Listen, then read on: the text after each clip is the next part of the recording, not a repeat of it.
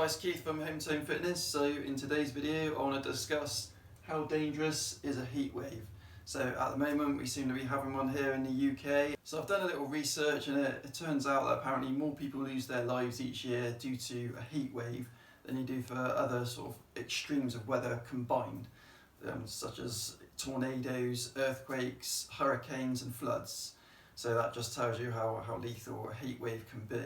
But of course we all love the sunshine and it's good for us to get a little bit of sunshine. You know, we all need a bit of vitamin D and it's nice to enjoy the weather, but we need to do that sensibly. So during a heat wave we can become severely dehydrated. So dehydration is serious and can bring on all kinds of complications, including kidney failure, coma or even death. So let's talk about who is most at risk. So number one, I've got a list here.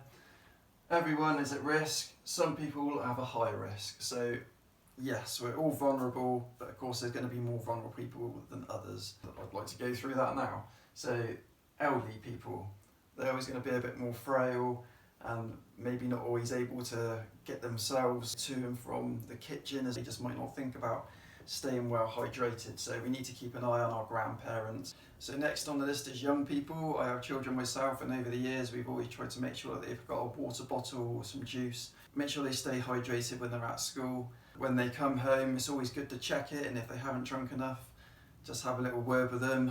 Keep reminding them, make sure you drink, it's important. The body's made up pretty much mostly of water, around about 75%, so we need to make sure that we top up our body because we do lose a lot through sweat and other means, urination. So next on the list, pets and all animals, including wildlife. So yeah, a lot of people tend to forget about their pets. They don't always, it's not the first thing on their mind, but if we can just think about, you know, our cats, dogs and other pets that we may have, give them fresh water in the morning, again in the evening. It's good to leave more than one bowl around. If you've got dogs running around, they can kick over the bowl, and then if it's kicked over and it's gone, then they've got nothing. So it's good to have more than one, and it's good to have some in the garden if you have a garden. So, and again, if you can keep that in a shaded area, then it helps to keep that cool, and then it doesn't get evaporated as if it's just like lying in the sun. Another thing, another word of caution is if you have got pets and you've got to take them maybe to the vets, or you got wherever you go and you maybe got to take them somewhere, don't leave them in the cars. I have seen people do this. It's totally the wrong thing to do. Pretty sure that you probably know that pets have died as well as children has died by people leaving their kids or their pets in the car.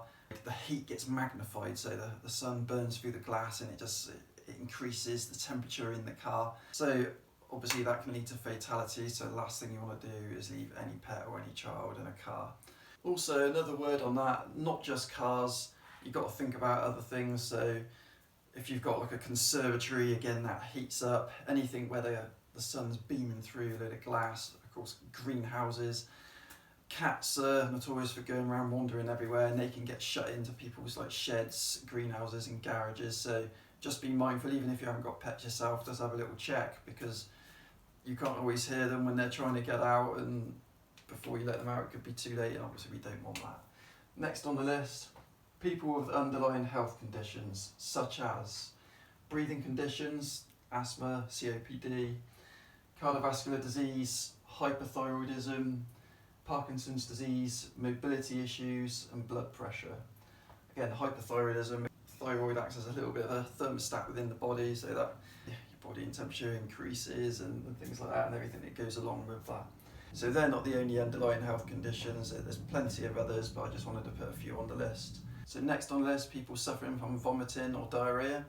So when you've been sick or you've had the bug, you can tend to sort of lose a lot of water. So basically when you've got diarrhea, it's literally like water pouring out of you just as itself, so you lose a heck of a lot of water and salts from the body, and the same for when you vomit, you lose a lot of liquid through your body, so you need to replenish your stores and bring them back up. Add in the salts and the electrolytes to bring us back up to basically a level where the body needs to be. So you can get severely dehydrated when you feel like that and when you've had the sickness and diarrhea, so it's really important that you get those liquids back in as soon as possible. So next I got on my list is people that work outside in the sun, such as labourers, farmers, gardening, whoever's working outdoors in the sun. It's a good idea. Obviously make sure that you've got a load of sun cream on, so you don't want to be getting the sunburn and everything like that.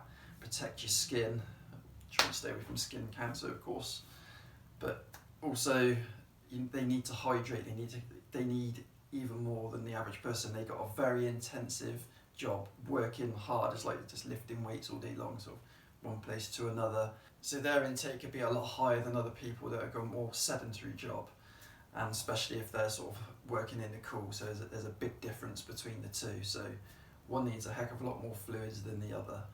So on to the next.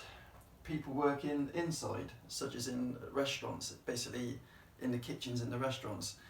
It's going to be sort of a heated place to work anyway, because it's magnified because they're cooking everything that's going on in the kitchens.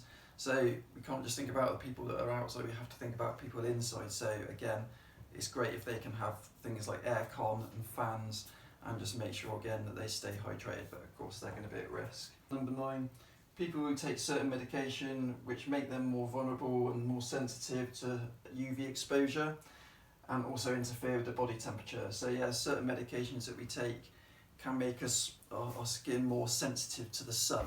So again, we've got to be more mindful of that, use plenty of sunscreen. Like I said, some medications increase the body temperature. If you're unsure, always check with a GP, a physician, get some clarification so you're in the know. So on to number 10 here, people who abuse themselves with drugs and alcohol. Of course, alcohol acts as a diuretic, so that increases your need for water even more. Diuretics, that's basically what it's doing, is forcing the water out of your system. So basically you're going to be in the need to take in extra water. So of course it can make you feel sick as well. So alcohol, then you can start throwing up. Everything else, maybe get diarrhea, and of course it's a vicious circle. And of course drug abuse, that's never going to be a good thing if you abuse drugs. So especially during a heat wave, because again, that could be fatal. So what we're going to go on to next is the 10 warning signs of dehydration. So at number 1, feeling thirsty.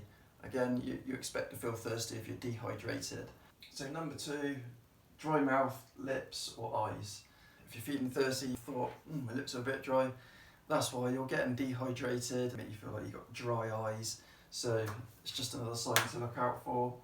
Feeling tired or fatigued. So quite often when you've got a lot of sun, it tends to make you feel a little bit more on the tired side, especially if you're doing hard work and like labouring jobs.